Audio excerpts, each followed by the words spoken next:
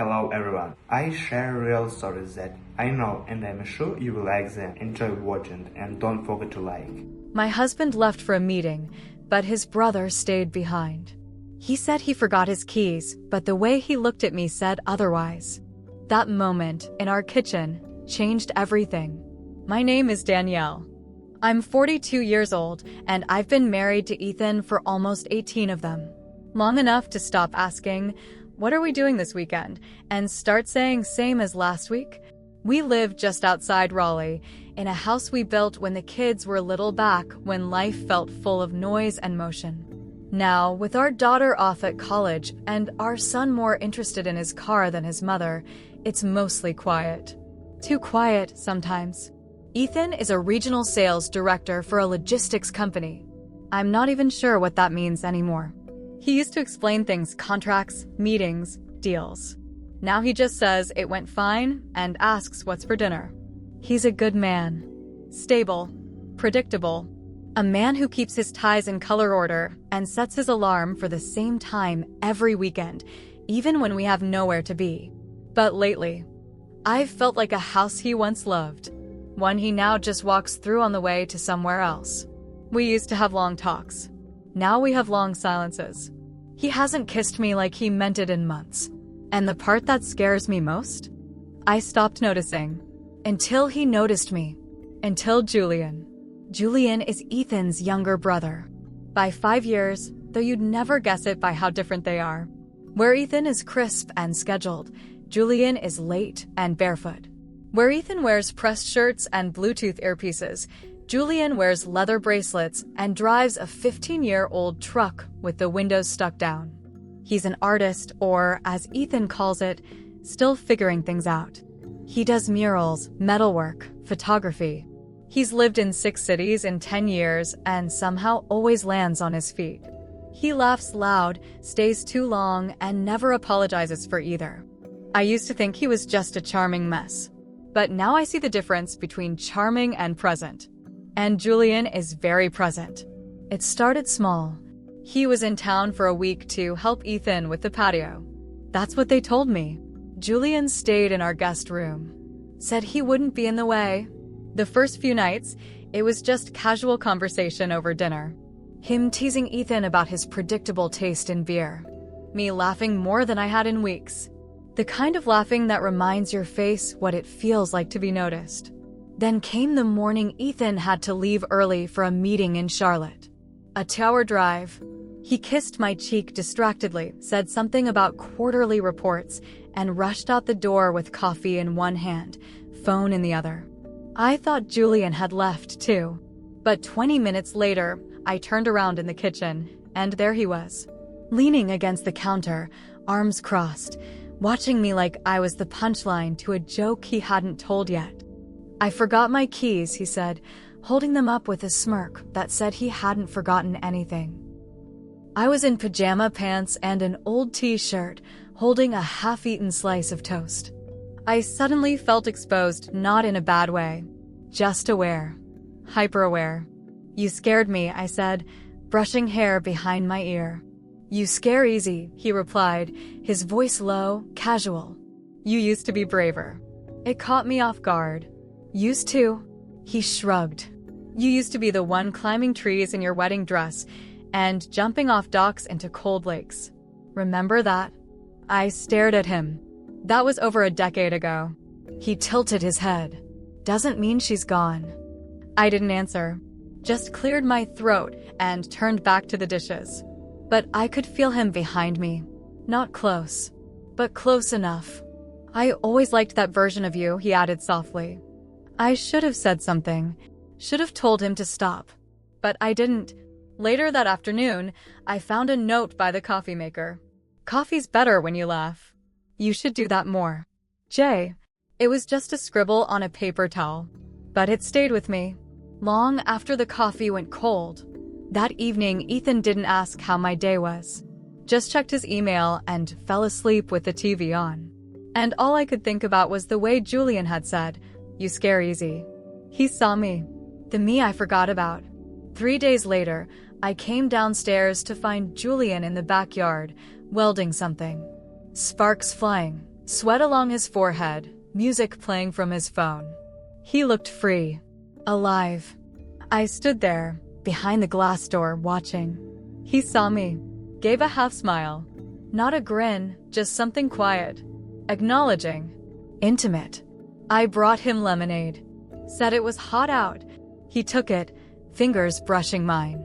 Not on purpose. Or maybe it was. Either way, I didn't move. Thanks, he said. You didn't have to. I know, I replied. But I wanted to. We stood there, in the middle of the garden, both of us silent. Not awkward, just aware. Of everything. I should have walked away. I meant to. But instead, I asked, why haven't you settled down? He looked at me, long and slow.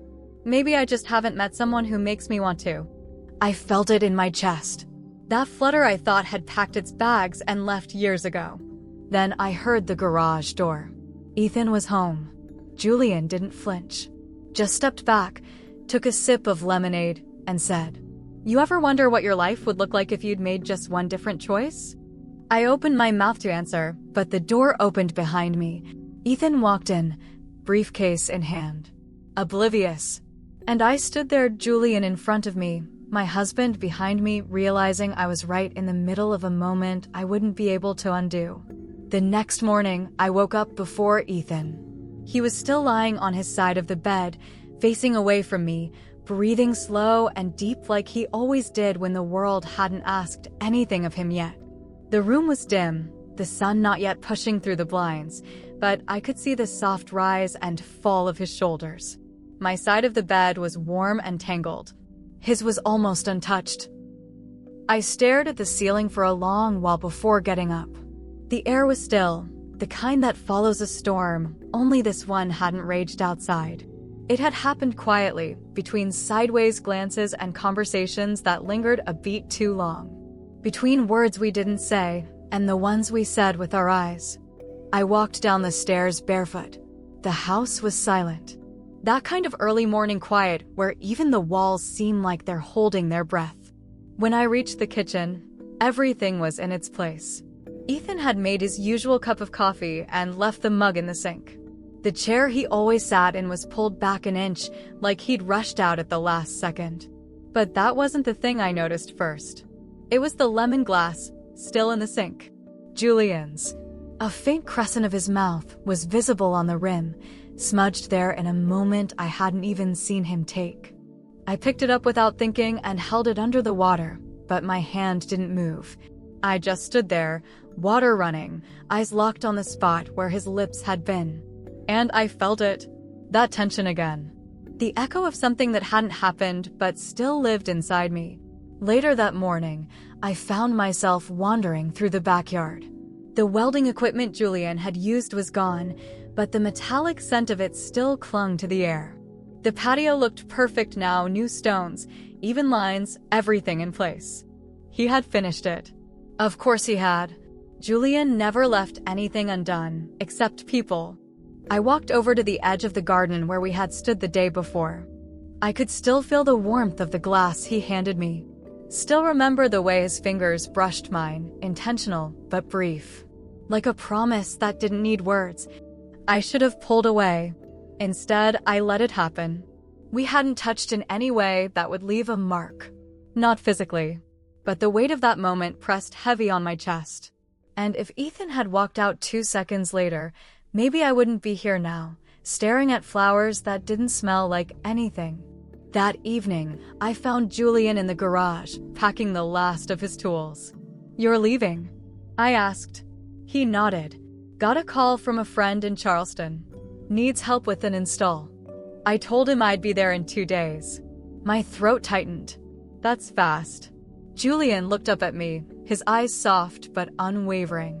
Fast isn't always wrong. I didn't know how to reply. He stepped forward, leaving only a foot between us. The garage door was open. Wind moved through the trees. The air smelled like rain and metal. "Danielle," he said slowly, "I didn't forget my keys that morning." I met his gaze. "I know," I whispered. He exhaled through his nose, like he'd been waiting to hear that. Then he leaned down, not to kiss me, just to place his forehead against mine, barely touching. It lasted 3 seconds, maybe 4. Then he stepped back. "Take care of yourself," he said. And he walked out. He didn't look back. It was 2 days later when I found Ethan in the kitchen, sitting at the table with a folder. The moment I saw the envelope, I felt it. That cold slip of dread sliding down my back. He didn't look angry. He didn't even look surprised. Just settled. He pushed the folder across the table. "Security footage," he said. "From the garage. From the back porch." I opened it slowly. Photos. Stills. Time-stamped. Me and Julian in the backyard. Me handing him lemonade. Him brushing past me by the sliding door. My expression. My expression said everything. "Nothing happened," I said quietly. Ethan looked at me then. Really looked at me. "But you wanted it to," he said. "That's worse." I opened my mouth, but nothing came out. Because he wasn't wrong. "I watched it twice," he added. And both times, I kept thinking the same thing. "What?" I asked. I didn't even see it happening. He stood up, pushed the chair in, walked to the counter and picked up his keys. "I'm staying at the condo for a while," he said. Are you coming back?" I asked, voice shaking. He didn't answer that. He just looked at me with tired eyes and said, "I left the ring on the dresser." And then he walked out, just like his brother had. I live alone now. At least, it feels that way. The house still holds traces of them both, 2 men who once filled these rooms in completely different ways. Julian never called. I never reached out. There's still one unread message on my phone with his name on it. I haven't opened it. Maybe I don't want to know what he said. Or maybe I'm afraid I do. Ethan sent me a list of things to divide. He signed it formally. Like a man signing off on a report he'd already accepted would disappoint him. Sometimes I sit in the garden, looking at the stones Julian laid. They're perfect, level, clean. But I remember what he said to me that day. "You ever wonder what your life would look like if you'd made just one different choice?" I do now, every day. And the strange part is, I still don't know if I made one. Because no one kissed. No one touched. But something did happen. And now? Now I sleep on one side of the bed. The other side stays cold. He left the ring. I left everything else.